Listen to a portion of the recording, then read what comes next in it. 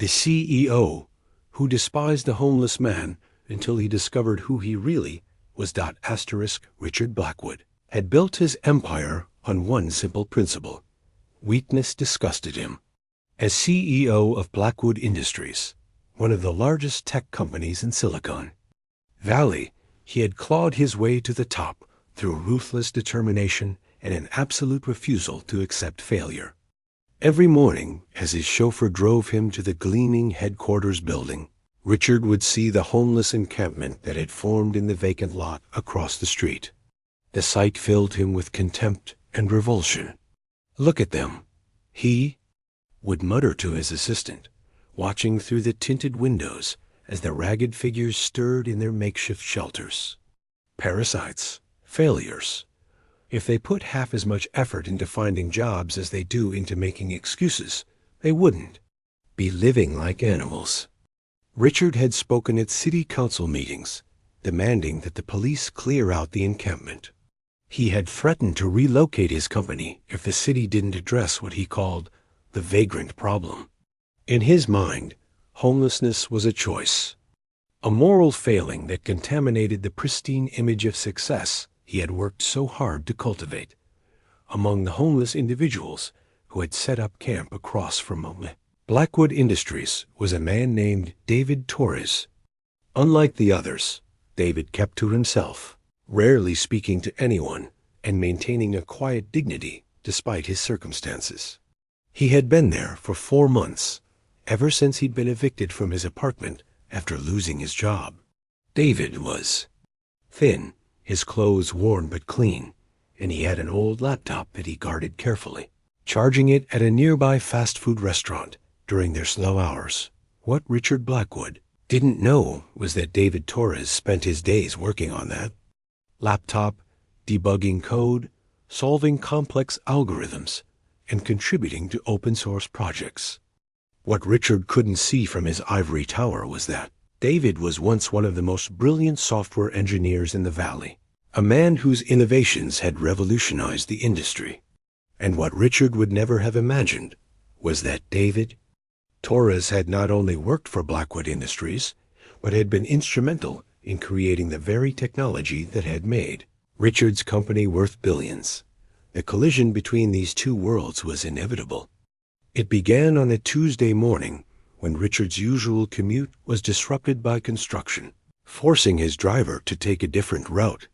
As they sat in traffic, Richard noticed a disturbance in the homeless camp.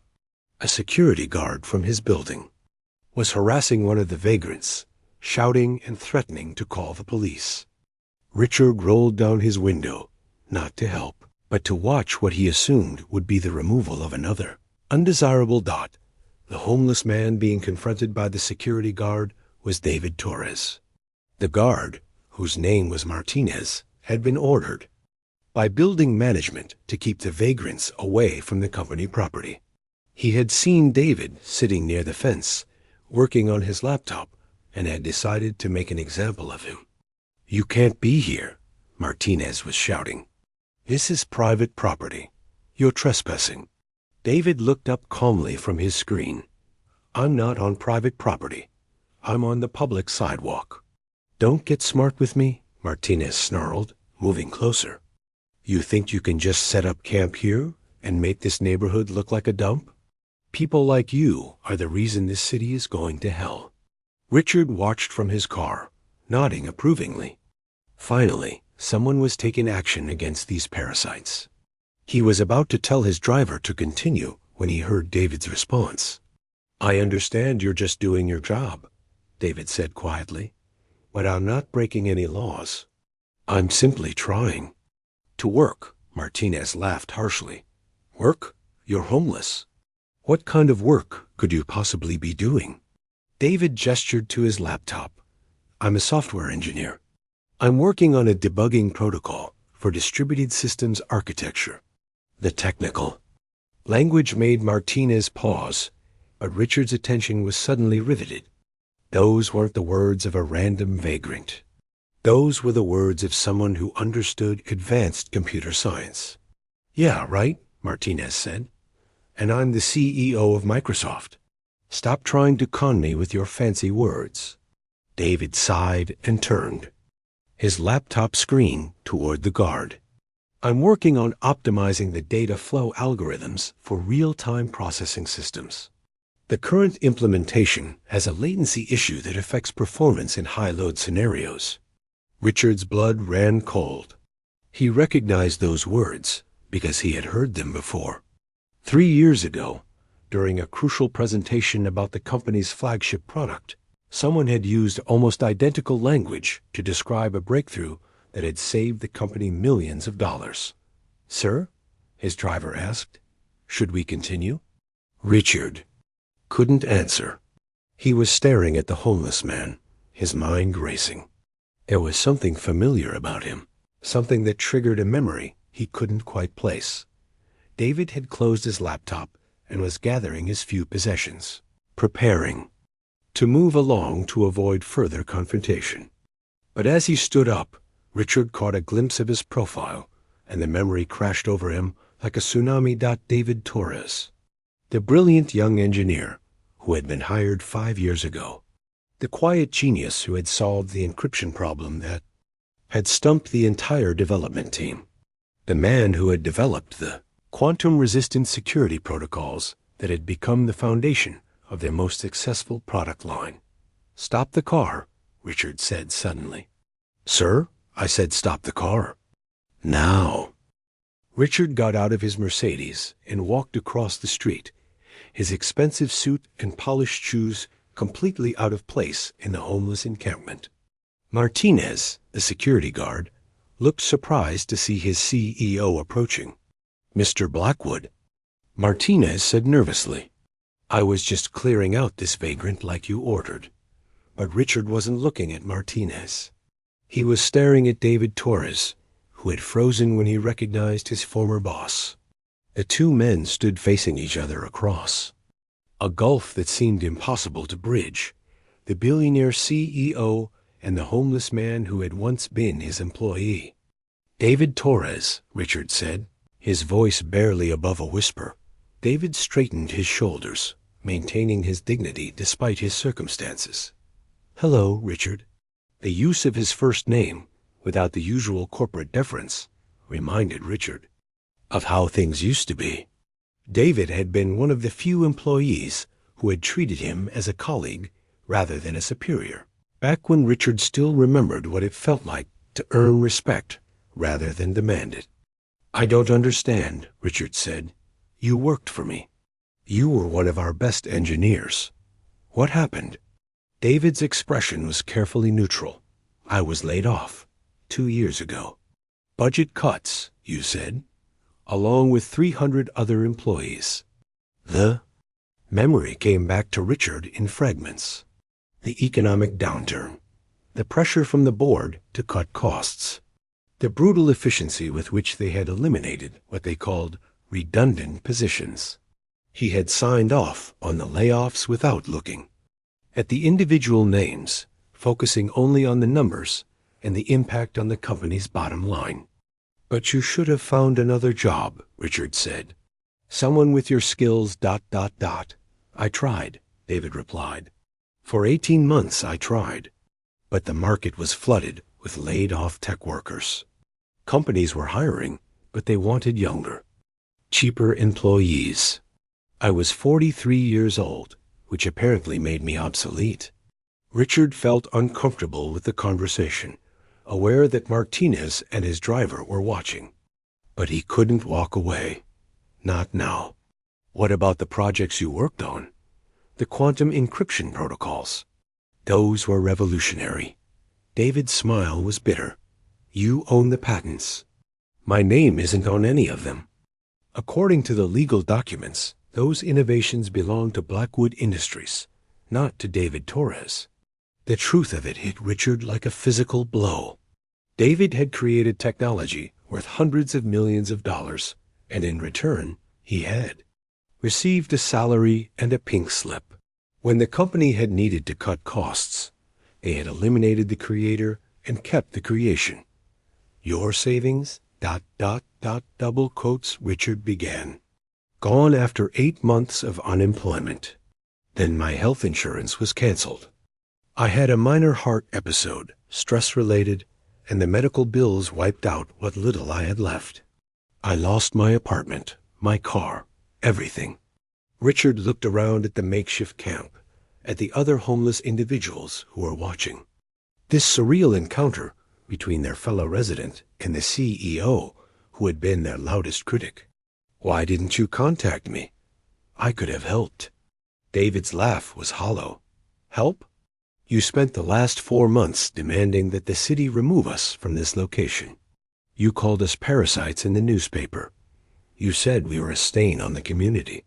The weight of David's words settled over Richard like a heavy blanket. He had spent months dehumanizing the homeless population, never imagining that among them was a man who had helped build his fortune. The irony was devastating. He had been trying to remove the very person whose work had made his success possible. "I didn't know," Richard said weakly. "Would it have mattered if you did?" David asked. "Or would you have just seen me as another expendable resource that had outlived its usefulness?" The question hung in the air between them, and Richard realized he didn't know the answer. The man he had become, the CEO who valued only results and profit margins, might indeed have seen David as just another casualty of business efficiency. "What are you working on now?" Richard asked, gesturing toward the laptop. "Freelance projects. Open source contributions. I'm trying to build a reputation online since I can't get traditional employment. I've been working on a new approach to distributed computing that could revolutionize cloud architecture." Richard's business instincts kicked in. "Show me." David looked at him skeptically. "Why?" "Because if it's as revolutionary as you say, maybe we can discuss bringing you back to the company. As an employee? Or as a contractor you can dispose of when the next budget cut comes around." The bitterness in David's voice was completely justified, and Richard knew it. But he also knew that David's brilliance was exactly what the company needed as they faced increasing competition from younger, more innovative firms. "As a partner," Richard said suddenly, surprising himself with the words. "As someone who shares in the success of what they create." David stared at him. "You mean that?" "I mean that I've been a fool. A blind, arrogant fool who threw away the best talent in the industry and then complained about the consequences." The admission cost Richard something. He had built his identity around being right, around never showing weakness or admitting mistakes. But standing in a homeless camp, looking at a man whose life he had inadvertently destroyed, he realized that his pride had cost him more than he had ever imagined. "There's something else," David said quietly. "Something you need to understand about why I'm still here, still working, still trying to contribute instead of just giving up." "What's that?" "Because I know that technology should make the world better, not just make rich people richer. I've been working on solutions for problems that companies like yours won't touch because they're not profitable enough. Housing algorithms for cities, resource distribution systems for food banks, educational software for underprivileged communities." Richard felt a flush of shame. While David had been using his skills to help society's most vulnerable, Richard had been using his to accumulate wealth and power. "I want to hear about all of it," Richard said. "And I want to discuss how Blackwood Industries can support that." "Work." David looked at him with surprise. "Support it? These aren't profitable ventures." "Maybe it's time we redefined what success looks like," Richard said. "Maybe it's time we remembered that technology is supposed to serve humanity, not the other way around." The conversation that followed would later be remembered as the turning point for both men. Richard, humbled by his encounter with David, began to see his company and his role in society differently. David, cautious but intrigued by the possibility of making a real difference, agreed to meet with Richard the following day to discuss potential collaboration. But the transformation wasn't immediate or easy. Richard had to confront the board of directors, who were skeptical of his sudden interest in social responsibility.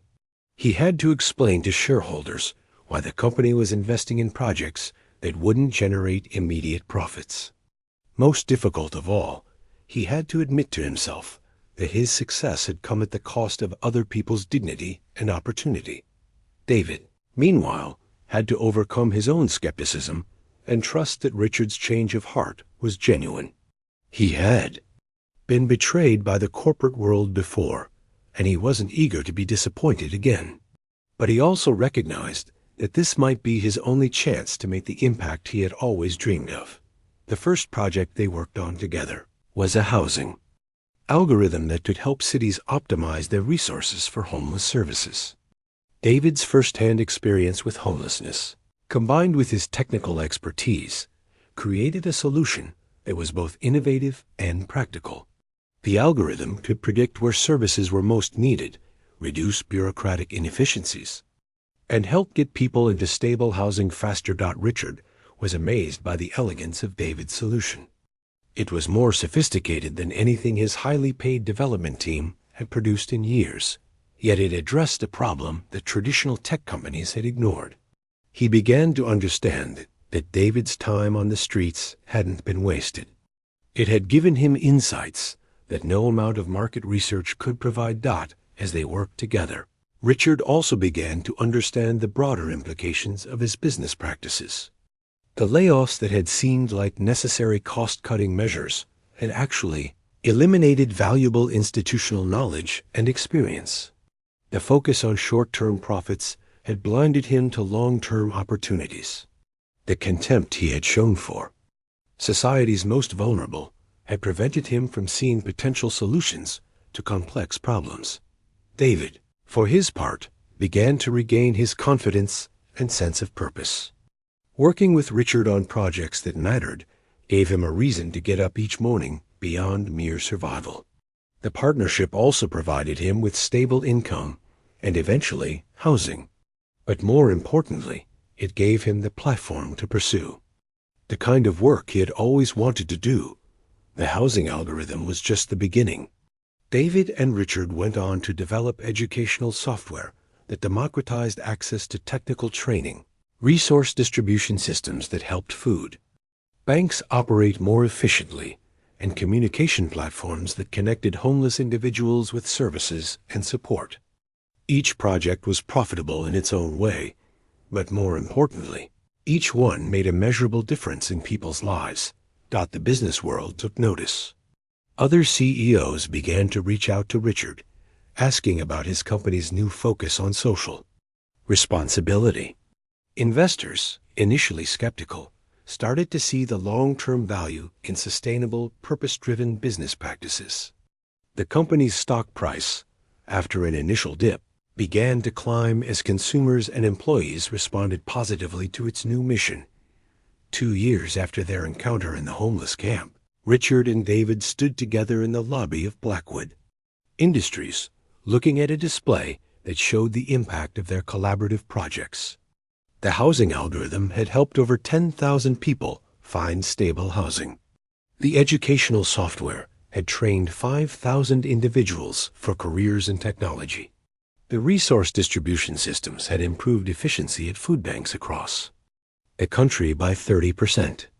"I never thanked you," Richard said quietly. "For what?" David asked. "For showing me who I had become. For helping me remember why I got into business in the first place." David smiled. "I think we helped each other. You gave me the resources to make the impact I always wanted to make. I gave you the perspective to see beyond profit margins." The partnership had evolved into something neither man had expected. David was now the Chief Technology Officer for Social Impact at Blackwood Industries, leading a team of engineers who were passionate about using technology to solve social problems. Richard had restructured the company to balance profit with purpose, creating a new model for responsible business practices. But the most significant change was in Richard himself. The man who had once viewed homelessness as a moral failing now understood it as a systemic problem that required systemic solutions.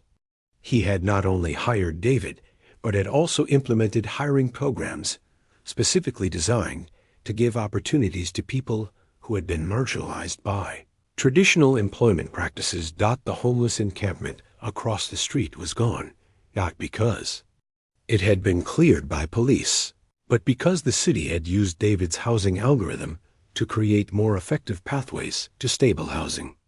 The vacant lot had been transformed into a community center that provided job training, mental health services, and support for people transitioning out of homelessness.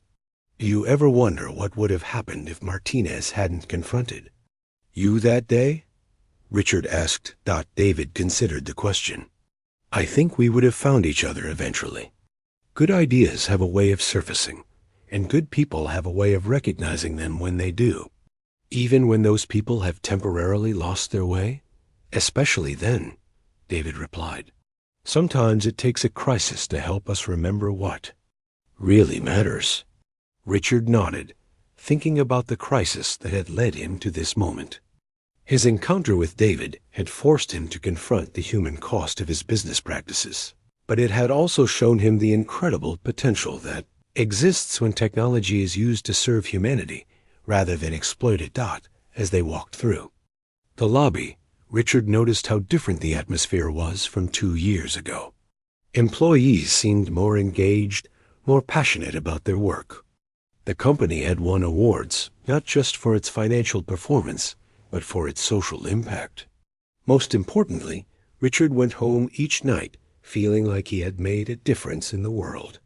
I have a confession, David said as they reached the elevator. I recognized you that day in the camp. I knew you were the CEO who had been calling for our removal. Richard looked at him in surprise. Then why did you agree to work with me? Because I saw something in your eyes that I hadn't expected. I saw someone who was genuinely shocked by what he had discovered, and I believed that shock might be the beginning of wisdom. The elevator doors opened, and they stepped inside. As it carried them up to the executive floor, Richard reflected on the journey that had brought them here.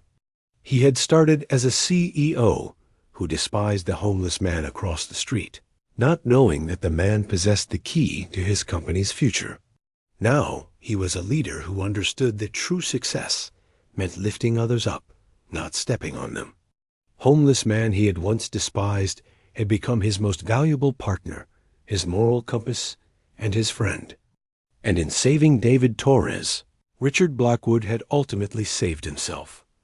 If this story inspired you to think differently about homelessness, about the potential in every person, and about the responsibility we all have to lift each other up, then please subscribe to our channel.